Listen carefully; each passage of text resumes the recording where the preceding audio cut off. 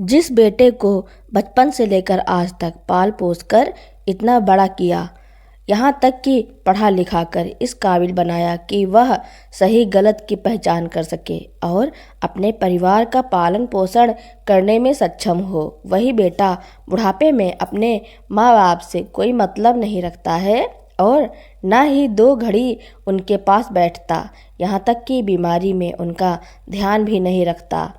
इस सबसे दुखी होकर अविनाश जी वृद्ध आश्रम जाने के बारे में सोचते हैं। आखिर अविनाश जी वृद्ध आश्रम जाते हैं या नहीं, यह जानने के लिए मेरे चैनल पर बने रहें और मेरे चैनल को लाइक और सब्सक्राइब करना ना भूलें। बुढ़ापे का दर्द झेल रहे अविनाश जी अपने बेटे और बहू के रोज रोज के झगड़े से तंग आ चुके थे।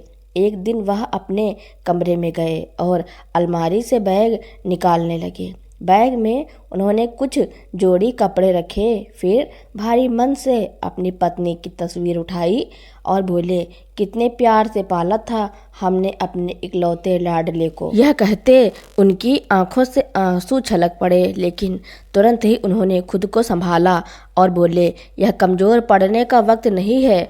आंखों से आंसू पोंछते हुए उन्होंने पत्नी की तस्वीर को बड़े जतन से बैग में रखा और अपने एक दोस्त ओम प्रकाश जी को फ़ोन किया, जो वृद्धाश्रम में रहते थे।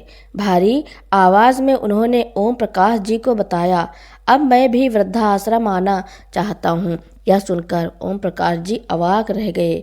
उनके पास कुछ कहने के लिए शब्द नहीं थे। अविनाश की ने केवल इतना कहा, मैं रोज रोज की कलह से अब और नहीं जूझ सकता। अविनाश जी अपने दोस्त को फ़ोन पर यह कहकर विदा हुए, 1 घंटे में तुम्हारे पास पहुंच रहा हूं। फिर उन्होंने अपना बैग उठाया और घर छोड़ने के लिए तैयार हो गए।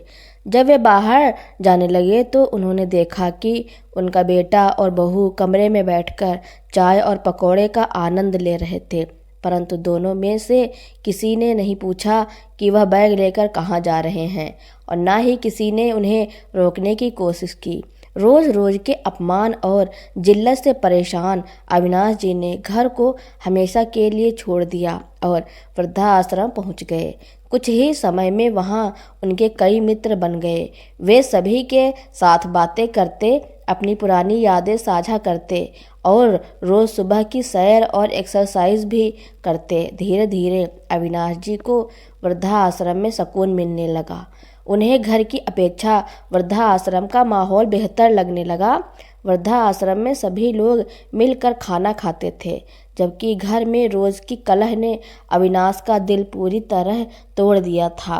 वे अक्सर अपनी पत्नी की तस्वीर से बातें करते हुए कहते, तुम तो मुझे पहले ही छोड़कर चली गई, पर अब बेटे ने भी मेरा साथ नहीं दिया। जिस बेटे के लिए मैंने अपना पसीना पानी की तरह बहाया, उसने भी मुझे भुला दिया। एक दिन अविनाश जी वृद्धाश्रम के प्रांगण में टहल रहे थे, तभी वृद्धाश्रम के बाहर एक कार आकर रुकी। आश्रम के सभी लोग उस कार की ओर देखने लगे, मन में सोचते हुए कि आज फिर कोई अभागा बुजुर्ग इस आश्रम में अपना ठिकाना ढूंढने आया है। अविनाश जी ने देखा कि कार से एक नौजवान लड़का उतरा और उसके बाद एक अधेड़ उम्र की महिला, जो शायद उसकी माँ थी। वह लड़का अपनी माँ का हाथ पकड़कर उसे बाहर निकालने लगा। महिला की उम्र लगभग 70 वर्ष रही होगी और उसने सिर पर पल्लू लिया हुआ था, जिससे उसका चेहरा सही से दिखाई नहीं दे रहा था। थोड़ी ही देर में कार से करीब 30-35 वर्ष की एक अन्य महिला उतरी, जिसके हाथ में एक बैग था। उस महिला ने बैग बुजुर्ग औरत के हाथ में थमाया और फिर उनसे कुछ बातचीत करने लगी। बुजुर्ग महिला चुपचाप उसकी बातें सुन रही थी, जैसे उसमें बोलने की ताकत ही ना हो। कुछ ही देर बाद वे दोनों महिलाएं कार में बैठकर चली गईं और बुजुर्ग महिला वृद्धाश्रम के बाहर कुछ समय तक खड़ी रही। उसकी आंखों में आंसू थे, जिसे वह चुपचाप पोंछने लगी। फिर भारी मन से वह महिला आश्रम में प्रवेश कर गई। जैसे ही उसने अविनाश जी की ओर देखा, उसने अपने सिर के पल्लू से चेहरे को छुपा लिया और बिना कुछ कहे महिला विभाग की ओर चली गई। अविनाश जी के पास खड़े एक बुजुर्ग ने धीरे से कहा, आज फिर एक माँ की ममता तार तार हो गई। एक बार फिर एक माँ के सपनों को चकनाचूर कर दिया गया। अविनाश जी की नज़रें बार बार उस बुजुर्ग महिला के चेहरे पर टिक रही थी। उन्हें ऐसा लगा कि वह उस महिला को कहीं से जानते हैं, लेकिन उन्हें यकीन नहीं हो पा रहा था। अविनाश जी अब भी उस महिला के बारे में सोच रहे थे। वह रोज़ अपने पल्लू से चेहरा छिपाए रहती थी, जिससे अविनाश जी उसे पूरी तरह पहचान नहीं पाए। लेकिन एक दिन जब वह महिला बागवानी के काम में लगी हुई थी और अविनाश जी टहलने के लिए निकले, तभी अचानक उसके सिर से पल्लू हट गया। जैसे ही अविनाश जी ने उसका चेहरा देखा, उसके पैरों तले जमीन खिसक गई। अनगिनत सवालों ने उनके दिमाग में घर कर लिया। तभी उनका एक दोस्त उनके पास आया और बोला, खाना खाने का समय हो गया है, तुम कहाँ घूम रहे हो और इतने गुमसुम क्यों हो? सभी लोग नाश्ते की मेज़ पर बैठे हैं और तुम्हारा इंतज़ार कर रहे हैं, इसलिए मैं तुम्हें बुलाने आया हूँ। क्या बात है, कोई परेशानी है? अविनाश जी ने झूठ बोलते हुए कहा, अरे नहीं, कुछ भी तो नहीं, बस थोड़ा टहलने के लिए बाहर निकला था, अभी आ रहा हूँ। जब वे खाने की मेज़ पर बैठे तो उनकी नज़रें बार बार मोहिनी जी को ढूंढ रही थी। वे उनसे पूछना चाहते थे कि आखिर ऐसा क्या हुआ कि उन्हें वृद्धाश्रम आने की नौबत आ गई। मोहिनी जी का तो भरा पूरा परिवार था और वह हमेशा कहती थी कि वह अपने बेटे और बहू के साथ बहुत खुश हैं।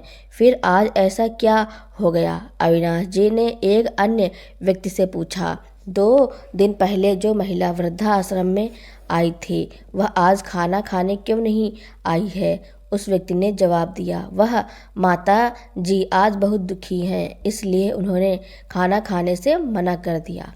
परेशान क्यों ना हो, आखिर उनके बेटे और बहू ने जो उनके साथ किया, ऐसा तो कोई दुश्मन के साथ भी ना करे। वे बार बार अपने घर को याद कर रही हैं और सुबह से अपने कमरे में बैठकर रो रही हैं।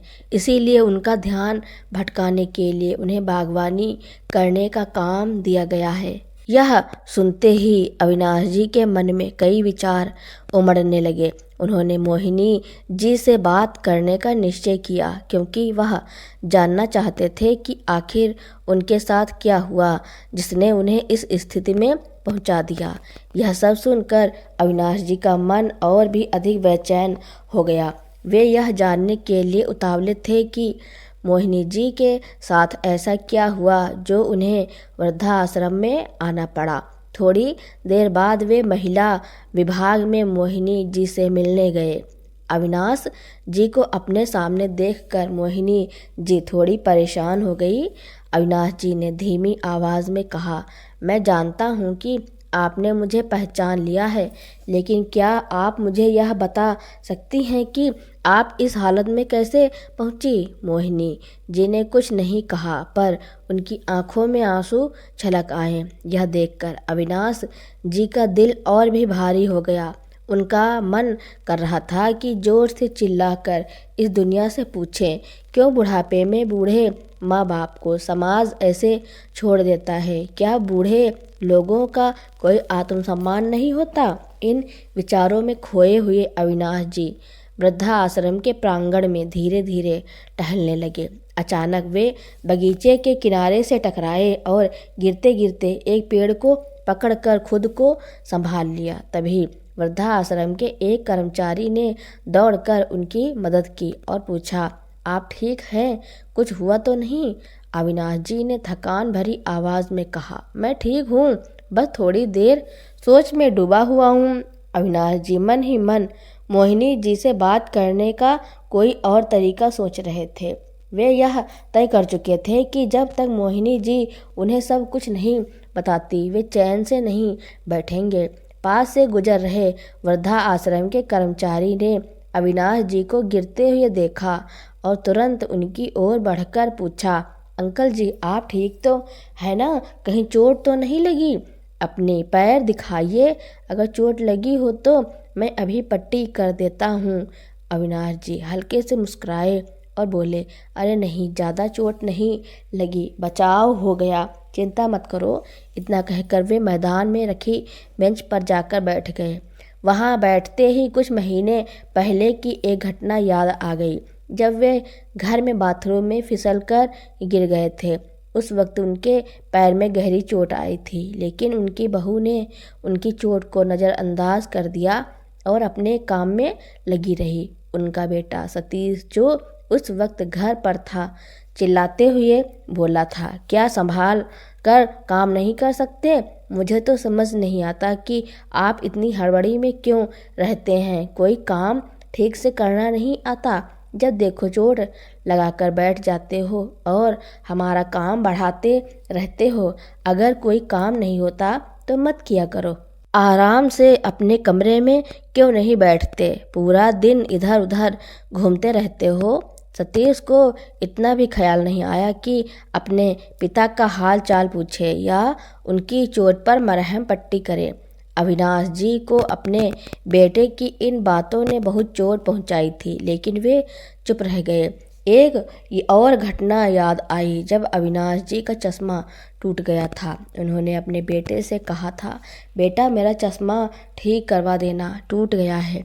लेकिन सतीश ने उनकी बात को अनसुना कर दिया और उस दिन भी अविनाश जी को यह एहसास हुआ था कि अब वे अपने बेटे और बहू के लिए सिर्फ एक बोझ बन गए हैं। अविनाश जी अपने अतीत में खोए हुए थे। जब उन्हें याद आया कि कैसे उनकी बहू ने चश्मे की बात पर चिल्लाकर कहा था, बस चारपाई पर बैठे बैठे खर्चे बढ़ाते रहते हैं और कोई काम धंधा तो करते नहीं, बच्चों जैसी हरकतें हो गई हैं आपकी। अविनाश जी के दिल को यह बात गहराई तक चुभ गई थी। वे बार बार अपने बेटे और बहू से अपमानित हो चुके थे और हर बार उनकी आत्मा पर एक नई चोट लगती थी। अभी वे अपने विचारों में डूबे हुए थे कि सामने से उनके बुजुर्ग दोस्त ओम प्रकाश जी आते हुए दिखाई दिए। उनके चेहरे पर एक बड़ी मुस्कुराहट थी। उन्हें देखकर अविनाश जी बोले, क्या बात है ओम प्रकाश जी, आज तो बड़े खुश नज़र आ रहे हो। ओम प्रकाश जी हंसते हुए बोले, आज मेरे बेटे का जन्मदिन है। उसका फ़ोन आया था कि वह मुझसे मिलने आने वाला है, इसलिए मैं बहुत खुश हूँ। बहुत दिनों बाद उसका चेहरा देखने को मिलेगा। ओम प्रकाश जी की बात सुनकर अविनाश जी का मन थोड़ा भारी हो गया। उन्होंने गंभीर स्वर में कहा, जिस तुम्हारे बेटे ने तुम्हारी हालत कर दी, तुम्हें वृद्धाश्रम में छोड़कर चला गया और अब साल में कुछ ही घंटों के लिए मिलने आएगा, तुम उसी बेटे के लिए इतने खुश हो रहे हो? ओम प्रकाश जी ने मुस्कुराते हुए जवाब दिया, मैं तो इसी से खुश हूँ। मेरे लिए यही बहुत बड़ी बात है कि वह मुझसे मिलने आ रहा है। लेकिन अविनाश जी इस जवाब से संतुष्ट नहीं थे। उन्हें अपने दोस्त की यह बात बिल्कुल खराब लगी। वे नाराज़ होकर उनकी बात को बिना सुने ही अपने कमरे में चले गए। मन ही मन सोचने लगे, यह किस्सा केवल मेरे साथ या मोहिनी जी के साथ ही नहीं है। यहाँ वृद्धा आश्रम में रहने वाले हर बुजुर्ग की कोई न कोई ऐसी ही दर्दनाक कहानी है।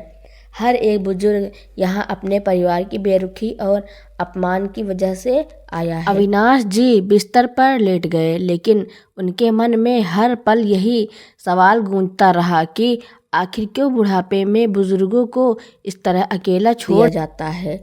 अविनाश जी की आंखों से आंसू रुकने का नाम नहीं ले रहे थे। तभी अपने पोते रीशु को अपनी टांगों से चिपके देखकर भावुक हो गए। रीशु की मासूम आवाज़ में दादू दादू सुनते ही उनकी सारी करवाहट कुछ देर के लिए मानो पिघल गई। उनकी आंखों से छलकते आंसू, जो अब तक दुख और पीड़ा का प्रतीक थे, अब मिश्रित भावनाओं का प्रतीक बन गए। खुशी और दुख और अंदर छिपा हुआ स्नेह, जो शायद वे कभी अपने पोते के साथ बांटना चाहते थे। वृद्धा आश्रम के संचालक ने अविनाश जी के बेटे और बहू को अंदर बुलाया। जैसे ही वे कमरे में आए, अविनाश जी के चेहरे पर नफरत और गुस्से के भाव आए, मन में सवाल उठने लगे। आज उन्हें मेरी याद कैसे आई? जब मैं ज़रूरतमंद था तब तो कभी नहीं आए। अब यह लोग मुझसे क्या चाहते हैं? अविनाश जी के बेटे के पास आकर कहा, पिताजी, हम आपसे मिलने आए हैं। बहुत दिन हो गए, सोचा आपसे मिल लूं। रीसू भी आपको बहुत याद कर रहा था। यह सुनकर अविनाश जी के मन में उथल पुथल मच गई। कुछ पल के लिए वे सोच में डूब गए। एक ओर उनका पोता रीसू उनकी गोद में चिपका हुआ था, तो दूसरी ओर उनके बेटे बहू का चेहरा था, जिसने उन्हें इस हालत में छोड़ दिया था। उनकी बहू जो कभी उनसे कटु बातें किया करती थी, अब एक नकली मुस्कान लिए खड़ी थी। अविनाश जी ने अपनी आंसू छुपाते हुए कहा, अब क्या तुम लोग मुझसे मिलने आए हो? जब मैं तुम्हारे साथ था तब तुम्हें मेरी फिक्र नहीं थी। आज तुम्हें मेरी याद कैसे आ गई? उनके बेटे ने थोड़ा थोड़ा झिझकते हुए कहा, पिताजी, हमसे गलती हो गई, आप घर चलिए। हम अब आपको वृद्धा आश्रम में और नहीं रहने देंगे। यह सुनकर अविनाश जी की आंखों में आंसू फिर से भर आए, लेकिन इस बार वे आंसू अपने अपमान और उस बीते वक्त की याद में थे जब उनका अपमान बार बार किया गया था। उन्होंने हल्की आवाज़ में कहा, अब मेरी आदत यहाँ की ज़िंदगी से हो गई है, तुम लोग जाओ, मैं यहीं ठीक हूँ। उनके बेटे ने फिर से समझाने की कोशिश की, लेकिन अविनाश जी का मन अब ठहर चुका था। वे जानते थे कि यह बस एक पल की माफ़ी थी, लेकिन जख्म जो उनके दिल पर लगे थे वे इतनी आसानी से नहीं भर सकते थे। रीसू ने उनके हाथ को पकड़े हुए कहा, दादू, आप घर चलो ना, मैं आपके साथ खेलूंगा। अविनाश जी ने अपने पोते के सिर पर हाथ फेरा और हल्की मुस्कान के साथ कहा, रीसू बेटा, दादू यहीं ठीक है। जब तुम्हें दादू की याद आएगी तो तुम मुझसे मिलने आ सकते हो। यह कहते हुए अविनाश जी की आंखों में आंसू छलक पड़े और उन्होंने धीरे से अपने पोते को अपनी गोद से उतार दिया। उनके बेटे और बहू ने कुछ देर और मनाने की कोशिश की, लेकिन अंत में अविनाश जी के निर्णय के आगे वे हार गए। जब वे वापस जाने लगे तो अविनाश जी की आंखें उन्हें दरवाजे तक जाते हुए देख रही थी। मन में कई सवाल और भावनाएं उमड़ घुमड़ रही थी, लेकिन अब वे जान चुके थे कि उन्हें इस वृद्धा आश्रम में ही अपनी ज़िंदगी की बाकी ज़िंदगी दिन बिताने होंगे। अविनाश जी की आवाज़ में दृढ़ता और गुस्सा साफ झलक रहा था। वे अपने बेटे और बहू से कह रहे थे, आज तुम मुझे सिर्फ अपनी इज्जत बचाने के लिए बुला रहे हो, क्योंकि रिश्तेदार पूछेंगे कि तुम्हारे पिताजी कहाँ हैं। अगर तुम्हें मेरी इतनी ही फिक्र होती तो इतने महीनों तक एक बार भी मेरा हालचाल पूछने की ज़रूरत महसूस नहीं होती। लेकिन नहीं, तुम लोगों ने मुझे यहाँ छोड़ दिया और कभी पलट कर भी नहीं देखा। अब जब अपनी इज्जत पर सवाल आया तो हाथ जोड़कर मुझे लेने आ गए हो। अविनाश जी का चेहरा गुस्से और आहत भावनाओं से भर गया था। वे बोलते रहे, तुम लोग कितने स्वार्थी हो गए हो। जब तक मैंने अपना घर सब कुछ तुम पर लुटाया, तुमने मुझे घर में रखा। अब जब मेरी ज़रूरत ख़त्म हो गई तो मुझे यहाँ भेज दिया। अब मैं वापस उस घर में नहीं जाऊँगा। यहाँ वृद्धा आश्रम ही मेरा घर है और मैं यहीं रहूँगा। यह कहते हुए उन्होंने अपने बेटे की ओर गुस्से से देखा और फिर अपना चेहरा दूसरी ओर मोड़ लिया। उनका बेटा और बहू, जो इस उम्मीद में आए थे कि शायद वे अविनाश जी को मना लेंगे, अब समझ गए थे कि उनके पिताजी का फैसला अंतिम है। रीसू, जो अभी भी अपनी मासूमियत में दादू के पास खड़ा था, कुछ समझ नहीं पा रहा था। अविनाश जी ने रीसू को देखा और उनके दिल में हल्की सी कशमकश हुई, लेकिन फिर उन्होंने अपनी भावनाओं को दबा लिया। उन्होंने अपने बेटे की ओर इशारा करते हुए कहा, अब चले जाओ यहाँ से, मुझे और परेशान मत करो। उनका बेटा निराश और शर्मिंदा महसूस कर रहा था। वह जानता था कि उसने अपने पिता के साथ गलत किया, लेकिन अब कोई भी माफ़ी या स्पष्टीकरण कारगर नहीं था। बहू, जो अब तक चुप थी, उसने भी महसूस किया कि अविनाश जी की बातों में सच्चाई है। वे दोनों रिसु को लेकर भारी मन से वहाँ से चले गए। अविनाश जी एक बार फिर अपने कमरे में अकेले रह गए। अविनाश जी ने अपनी आंखों में भरे आंसुओं को रोकने की कोशिश की, लेकिन उनके दिल में जो घाव थे वे अब और गहरे हो चुके थे। उन्होंने अपनी पत्नी की तस्वीर को उठाया और कहा, तुम चली गई, लेकिन तुम्हारा यह बेटा, उसने भी मुझे अकेला छोड़ दिया। अविनाश जी की आंखों से अब आंसू बहने लगे, लेकिन उन्होंने खुद को संभाला। वे जान चुके थे कि अब उनकी ज़िंदगी का बाकी समय इस वृद्धा आश्रम में ही गुजरेगा, जहाँ लोग कम से कम उनसे हंसी मजाक और बातें करते थे और उन्हें वह अपनापन मिलता था जो उनके अपने घर में उनसे छीन चुका था। अविनाश जी अपने अतीत की यादों में खोए हुए थे। आरती जी की प्यार भरी बातें, उसका ख्याल रखना और हर छोटी छोटी बात पर ध्यान देना, यह सब उन्हें बहुत याद आ रहा था। लेकिन फिर वे अपने बेटे और बहू के व्यवहार पर लौट आए। वे सोचने लगे, आरती होती तो कभी मुझे इस हालत में नहीं आने देती, लेकिन अब जब वह नहीं है, मुझे हर बात के लिए झुकना पड़ता है, हर छोटी छोटी चीज़ के लिए तरसना पड़ता है। उस रात अविनाश जी का मन बहुत भारी था। वे रिसु के जन्मदिन की पार्टी में ज़रूर शामिल हुए थे, सबके साथ हंसे और बात की, लेकिन उनके मन में एक अजीब सी खामोशी छाई हुई थी।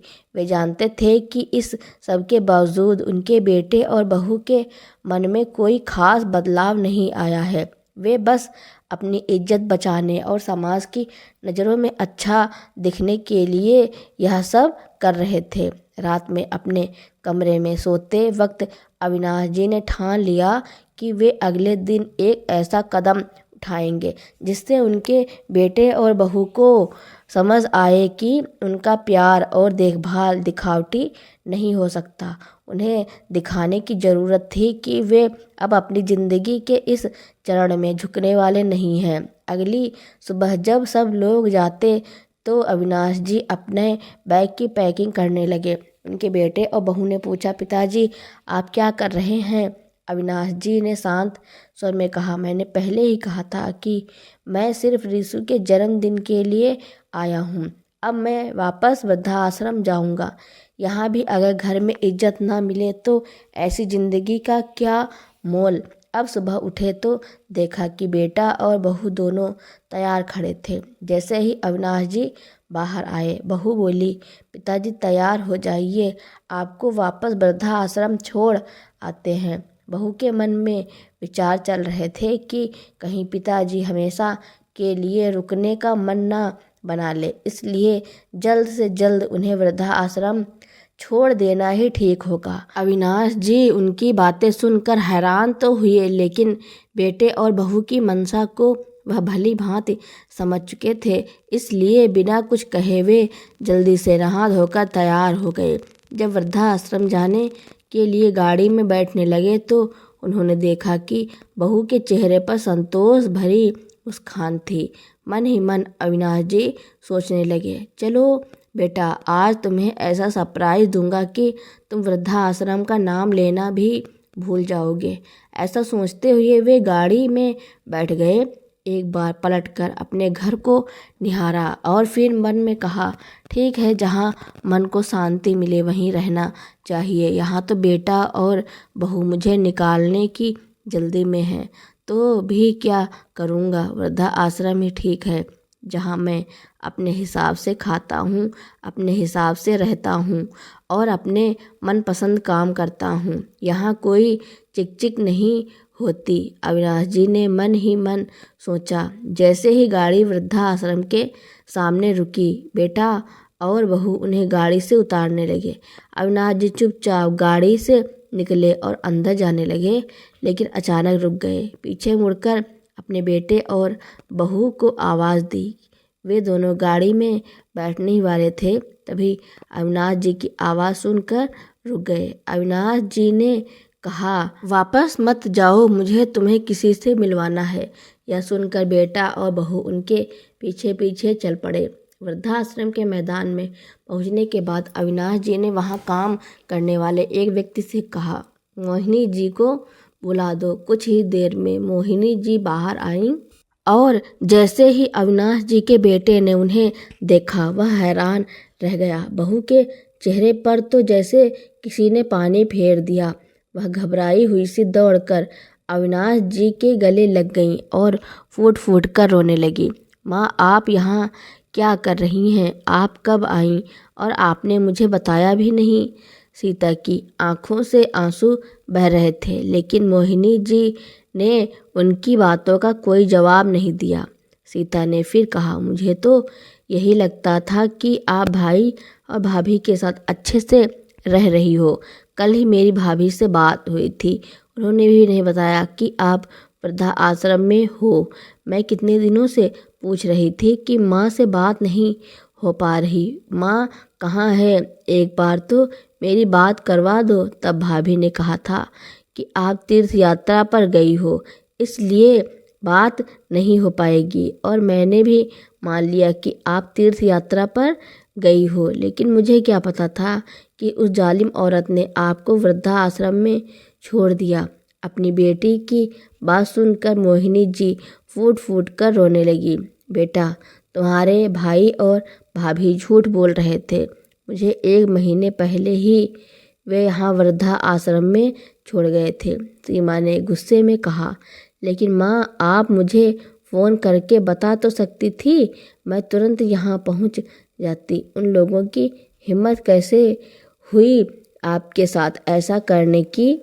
सीमा अपनी माँ से लिपट गई और रोते हुए बोली, मैं आपको फ़ोन करके कैसे बता सकती थी? जिस दिन मैं वृद्धाश्रम आई, मैंने तुम्हारे ससुर जी को यहाँ देखा। इसका मतलब तो यह हुआ कि तुम में और तुम्हारी भाभी में कोई फ़र्क नहीं है। तब मैंने सोचा तुम्हें फ़ोन करके तुम्हारे भाई भाभी की करतूत के बारे में क्या बताती। मोहिनी जी ने सीता को अपने से अलग करते हुए कहा, तुम मेरी बेटी कहलाने के लायक नहीं हो, मुझसे दूर रहो। अगर मेरी बेटे और बहू ने मुझे घर से निकाला है तो तुमने भी तो अपने ससुर को घर से निकाल दिया, तो फिर क्या फ़र्क रह गया? अब तो मुझे खुद पर शर्म आ रही है कि मैंने ऐसी औलादें पैदा की। एक ने अपनी माँ को घर से निकाल दिया और दूसरी ने अपने ससुर को। अपनी माँ की बातें सुनकर सीता शर्म से सिर झुका ली। वह कहने लगी, माँ, मुझे माफ़ कर दो, मैं बहुत शर्मिंदा हूँ, मुझसे बहुत बड़ी गलती हो गई है। मैंने कभी नहीं सोचा था कि जो मैं अपने ससुर के साथ कर रही हूँ वह मेरे माँ बाप के साथ भी हो सकता है। मोहिनी जी ने कठोर स्वर में कहा, तुम्हारी गलती माफ़ी के लायक नहीं है। फिर भी अगर माफ़ी मांगनी है तो मुझसे नहीं, अपने ससुर जी से मांगो। सीता अपनी करतूत पर शर्मिंदा होकर अपने ससुर के पास गई और उनके पैर में गिरकर बोली, मुझे माफ़ कर दीजिए पिताजी। तब ससुर ने उसे सहारा देकर उठाया, लेकिन उनकी आंखों में दर्द साफ झलक रहा था। तभी सतीश ने भी माफ़ी मांगते हुए कहा, अब आप दोनों घर चलिए और हमें आपकी सेवा करने का मौका दीजिए। लेकिन अविनाश जी और मोहिनी जी ने घर जाने से मना कर दिया और कहा, हमें अपने बेटे, बहू या बेटी के पास नहीं रहना, हम वृद्धा आश्रम में रहकर ही खुश हैं। दोनों ने लाख मनाने की कोशिश की, पर अविनाश और मोहिनी जी का एक ही जवाब था, एक बार धोखा खा चुके हैं। अब इस उम्र में हमारे शरीर में इतनी ताकत नहीं बची है कि बार बार अपने बच्चों द्वारा दिए गए धोखे को सहन कर सके। इतना कहकर वे दोनों अपने अपने कमरे में चले गए। सीता और सतीश मायूस होकर घर लौट आए। घर पहुंचकर उन्होंने देखा कि पिताजी के कमरे में उनके बिस्तर पर एक कागज़ पड़ा था जो शायद उनकी जेब से गिर गया था। सतीश ने उसे उठाकर खोला तो देखा कि उसमें उनके पिताजी ने एक कविता लिखी हुई थी। क्या किसी ने देखा है मौत से पहले भी मौत आई है? हाँ, मैंने देखा है, आज मौत से पहले भी मौत आई है। अब जिंदगी अपने आखिरी पड़ाव पर आती है। शरीर भी काम नहीं करता, केवल सांस चलती है, पर दिल की धड़कन आ जाती है। हाँ, मैंने देखा है, मौत से पहले भी मौत आई है। अपने पिता द्वारा लिखे इन शब्दों को देखकर सतीश के दिल में जैसे अनगिनत तीर एक साथ चुभ गए। उधर सीता अभी भी अपनी माँ की हालत देखकर सदमे से उभर नहीं पाई थी। उसके बाद भी दोनों वृद्ध आश्रम में कई बार गए, माँ बाबूजी को मनाने की कोशिश की, घर चल कर रहें, लेकिन वह जाने के लिए कभी तैयार नहीं है। और सीता को अपने किए पर बहुत शर्मिंदगी तो हो ही रही थी और यह सोच रही थी कि उसने जैसा अपने ससुर जी के साथ किया वैसा ही उसकी माँ के साथ उसकी भाभी ने किया। अविनाश जी और मोहिनी जी तो अपनी जिंदगी वृद्धा आश्रम में रहकर काट ही रहे थे, लेकिन वही दूसरी तरफ सीता और सतीश पश्चाताप की अग्नि में पल पर मर रहे थे। लेकिन अब पछताने से क्या होता, जो बोया है वह तो काटना ही पड़ता है। तो दोस्तों, अविनाश जी ने और मोहिनी जी ने जो निर्णय लिया उसके बारे में आपका क्या कहना है और यह कहानी आपको कैसी लगी कमेंट में ज़रूर लिखना। मेरी कहानी सुनने के लिए आपका बहुत बहुत धन्यवाद। ऐसी ही कहानियाँ सुनने के लिए मेरे चैनल को लाइक, कमेंट, शेयर, सब्सक्राइब एवं बेल आइकन का बटन दबाना ना भूलना, ताकि मेरी नई नई कहानियाँ आप तक पहले ही पहुँचती रहें।